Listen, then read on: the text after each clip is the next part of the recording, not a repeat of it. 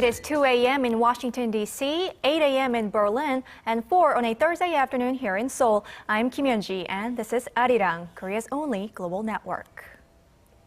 A South Korean Christian missionary is being detained in North Korea on charges of attempting to overthrow the regime. Kim Jeong-uk, a Baptist missionary, said at a press conference in Pyongyang on this Thursday that he has been held since October, when he was caught on his way to the capital with Bibles and other religious materials. He said at the press conference that he had received financial assistance for his activities from South Korea's spy agency in exchange for providing information about the North. Kim said he wanted to hold a press conference to let his family in the South know of his whereabouts and to ask North Korea for his release. The South Unification Ministry says an investigation into the case is ongoing. U.S. Secretary of State John Kerry has slammed North Korea for its systematic human rights abuses after a UN-mandated report shed light on the dire situation. He called the isolated nation a, quote, evil place. Our Oh Jin-ju has the details. In his strongest condemnation of North Korea yet, U.S. Secretary of State John Kerry has branded the country an evil place and slammed the regime for its grave human rights abuses and nuclear weapons program.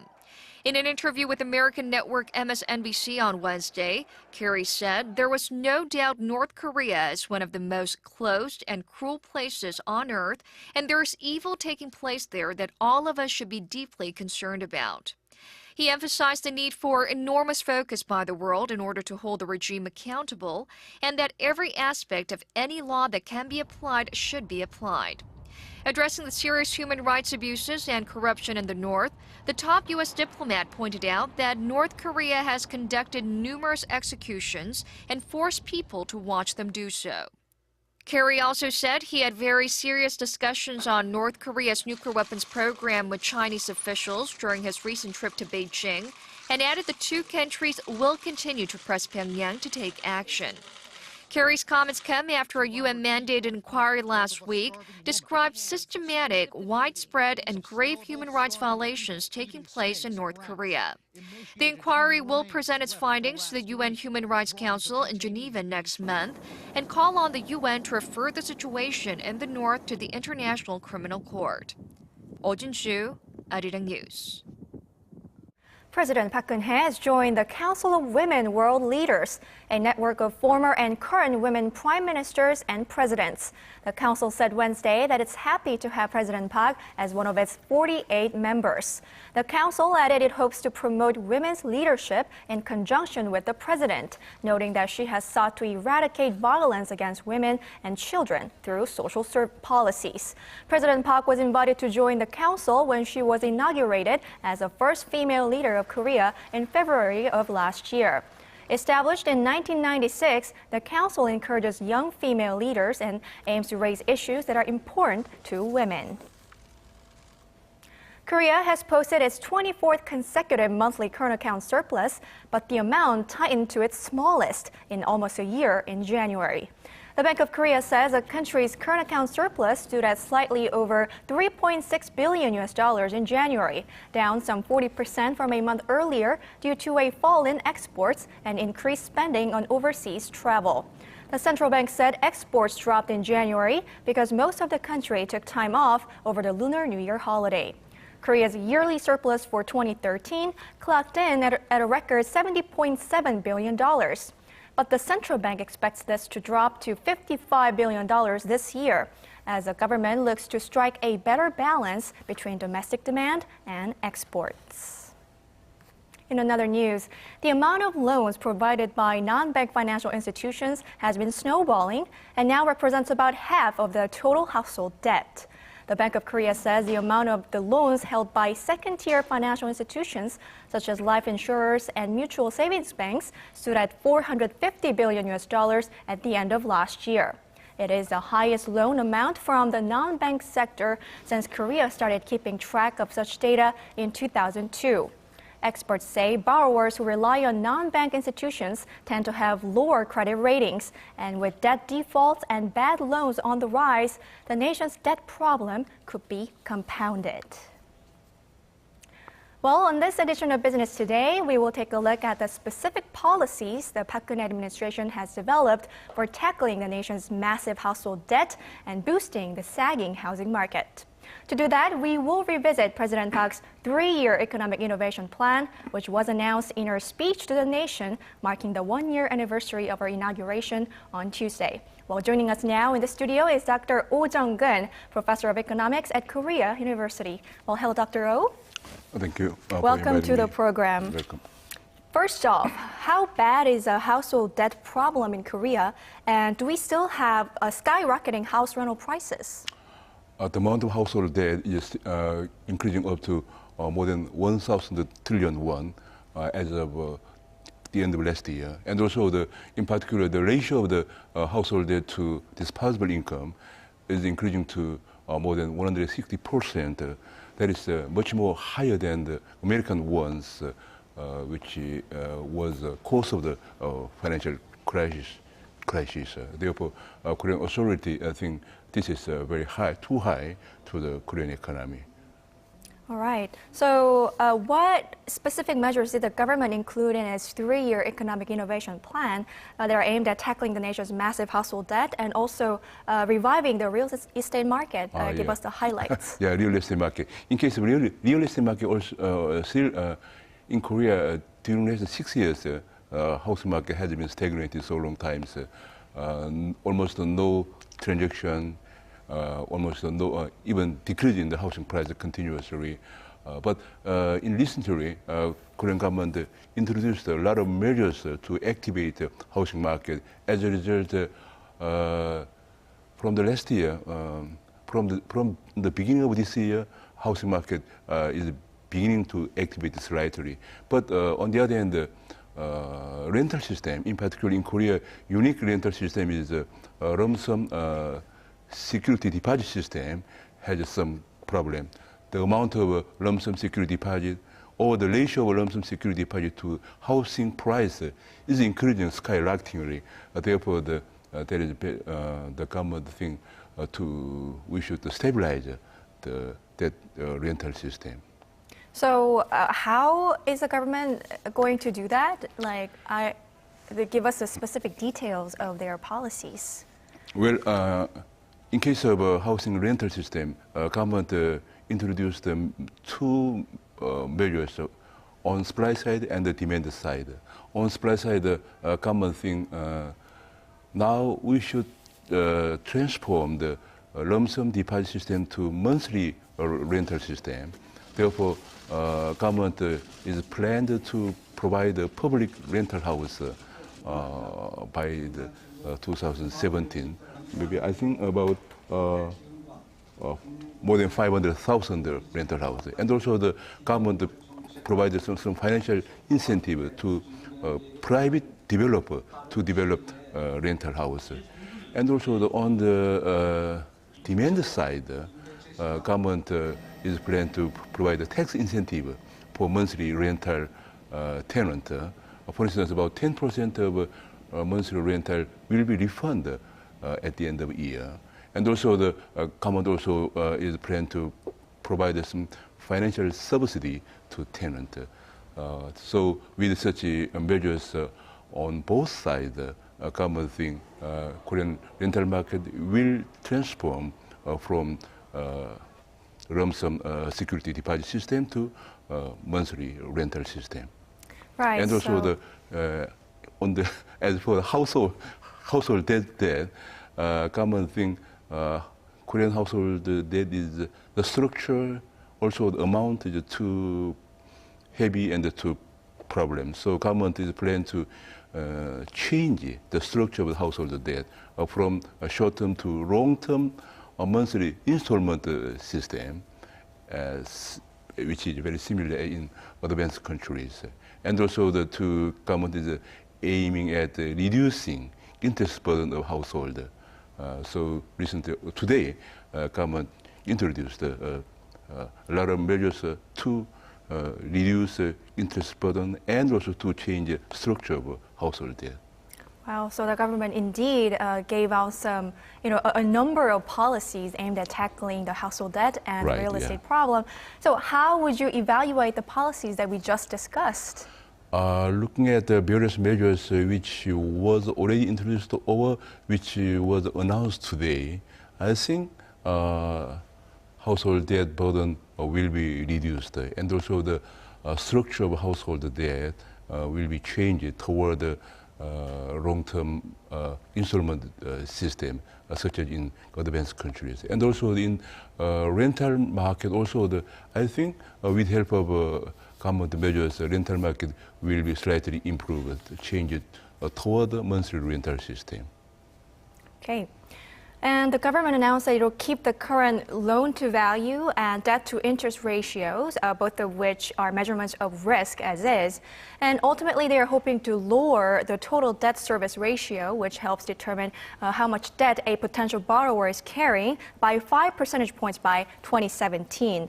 Now, but these regulations seem to, it could be a burden on the housing market when the government is trying to revive it. So what is your take on that? I think the LTV and the DTI, so LTV means loan to value ratio, and the DTI is debt to income ratio, have a double-edged sword effect. For instance, with the deregulation of LTV and DTI, there might be some worries on increasing household debt, but on the other hand, with help of deregulation of LTV and DTI, housing price could be increased.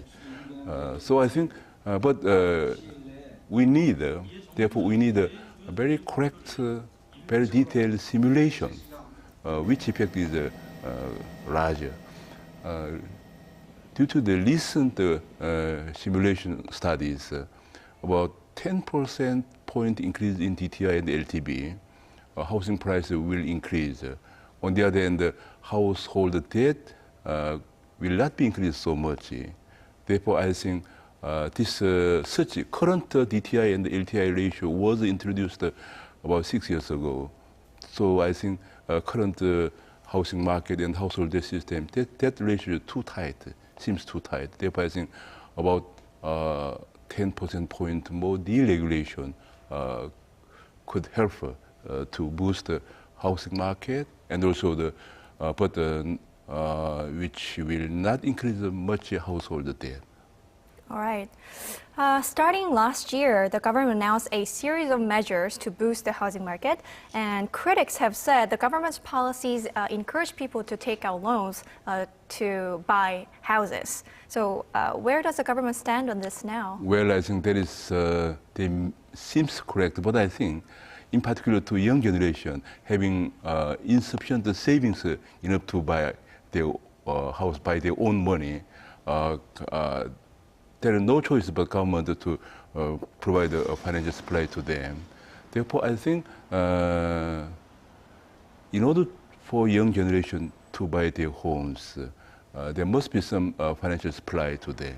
And also we have a three system, tax system, regulation, and financial supply. So in addition to financial supply, the government now is trying to reduce the tax burden and also to lift the regulation. Therefore, with such three measures, household market, the housing market could be boosted. But I think the government still is trying to reduce the interest rate burden to younger generation, in particular, who is buying first time in their lifetime. I think that will not be no big issue to them. All right, so the government is trying to give these young people a chance to purchase their own homes. For instance, the young generation who is going to buy first time in their lifetime, the interest rate is only 1%. It's extremely low.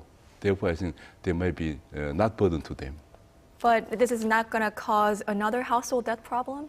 Is there a safety net I think to stop that? Because household debt is still, but I think in such case, they have a asset, real asset. Therefore, such a small household, increasing household debt will not be no big issue to them. All right. Well, thank you, Dr. Oh, for coming in today and sharing your insight with us. I hope to see you soon again. Welcome.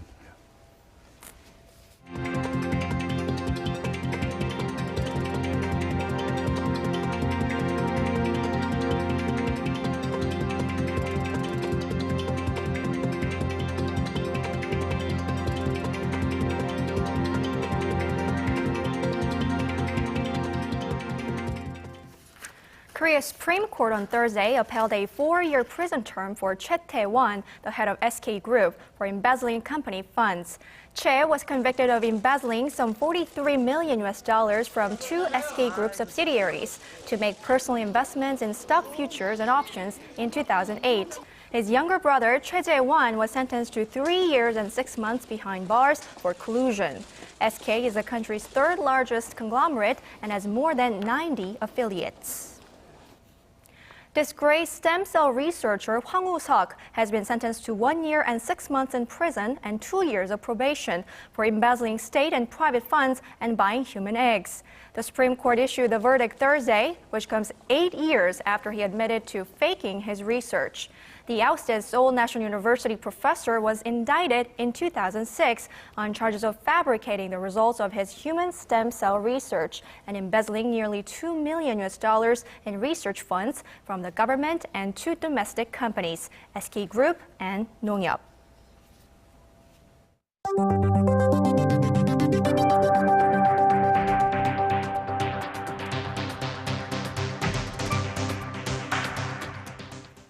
The U.S. has warned Russia that any military action in Ukraine would be a grave mistake after Moscow ordered surprise military exercises near its border with Ukraine. Now, this comes as Ukraine's interim leadership named the individuals it wants to form a new cabinet with. Our Kim Min-ji has the details.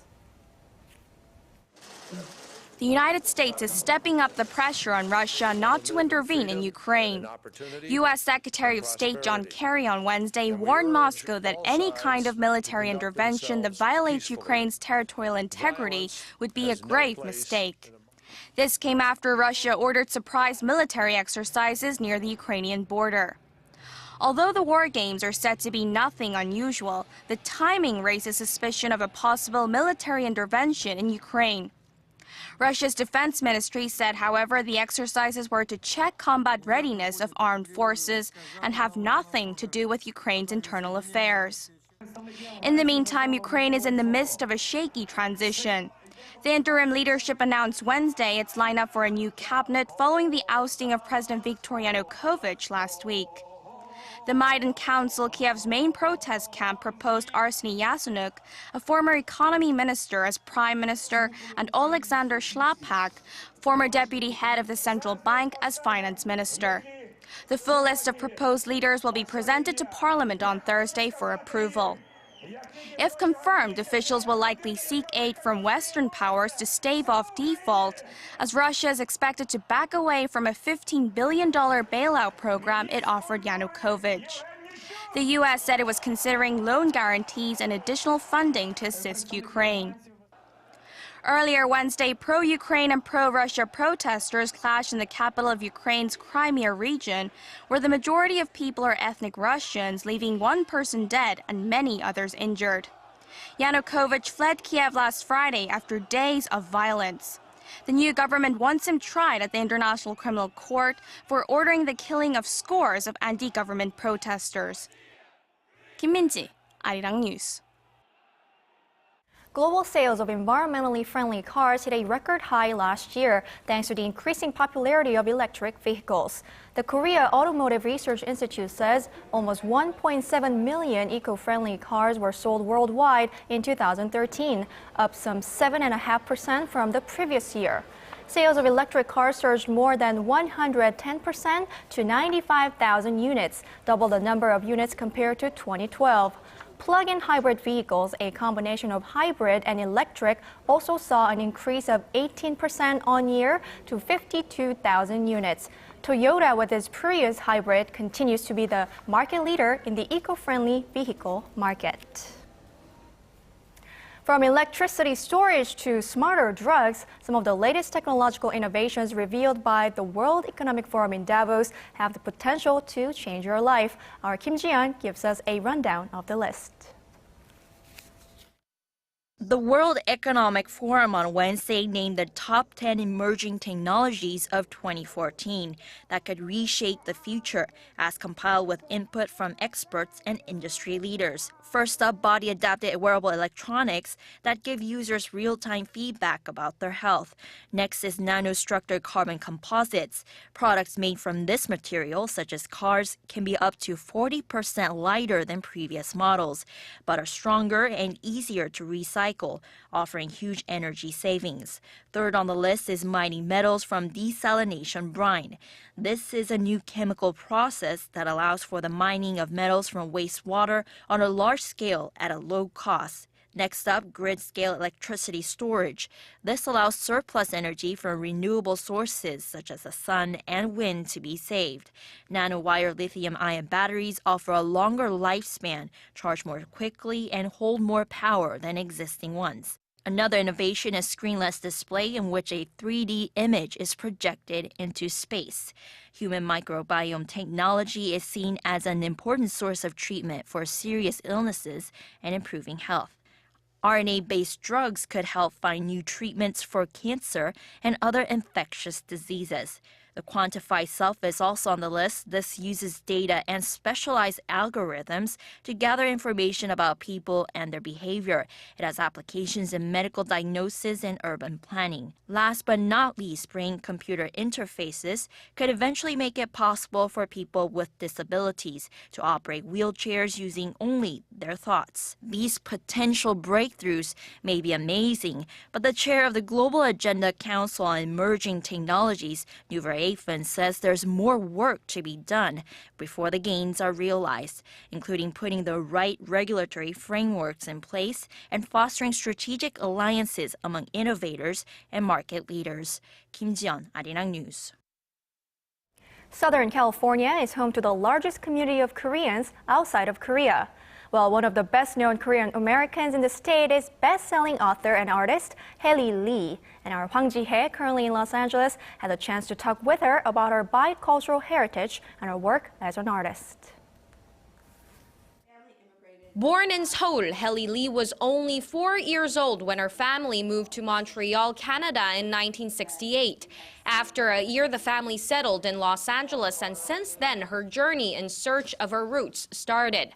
Haley's bestseller, Still Life with Rice and In the Absence of Sun, are also about her family's experience in Korea from the 1930s under Japan's colonial rule through the Korean War and until the late 1990s. English was never something that I grasped or felt I had a talent towards. But it is ironically the thing that I became as an adult, and it is because of stories of my family. Haley says a sense of identity, knowing where she comes from as a Korean, made her what she is today and will be tomorrow. And if you don't understand who you are, you can't be present. And if you can't be present, there is no way you can envision a future. And I want to envision a future for myself. I want to envision a future for my twins. I want to envision a future for my community. And so it is crucial that we understand the metal of our back. On that note, you lived as a man for more than 6 months. Tell me about your experience as a man and why did you do that? You know, I thought men had it better, boys had it better. And when I had the opportunity, I decided to experience that and to prove that what I was thinking was true. It wasn't true. No, the moment I did the transformation, I lived as a man for about 6.5 months. For the first month, it was very fun. You know, like every new experience, it was very fun. Everything seemed new, everything tasted new, looked new. But once I actually became absorbed in my male character, I realized that it is not always better on the other side of the fence. As a male, Haley learned there is an image of masculinity that men always have to carry with them, and there are certain limitations that are not acknowledged by society.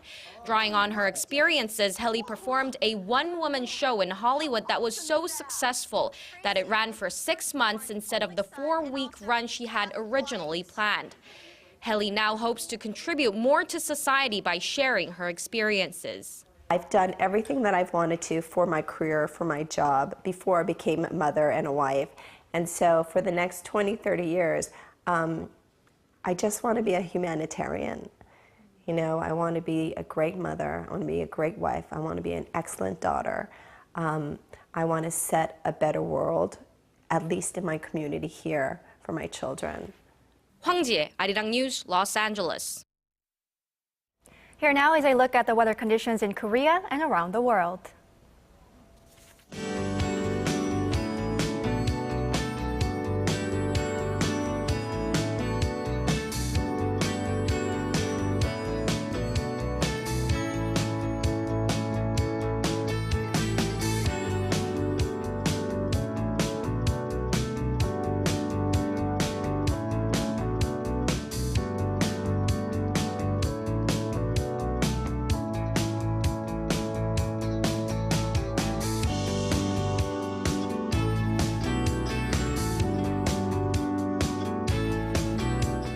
That's all from me for this hour, but we have a lot more coming your way on Early Edition at 6. Hope to see you then.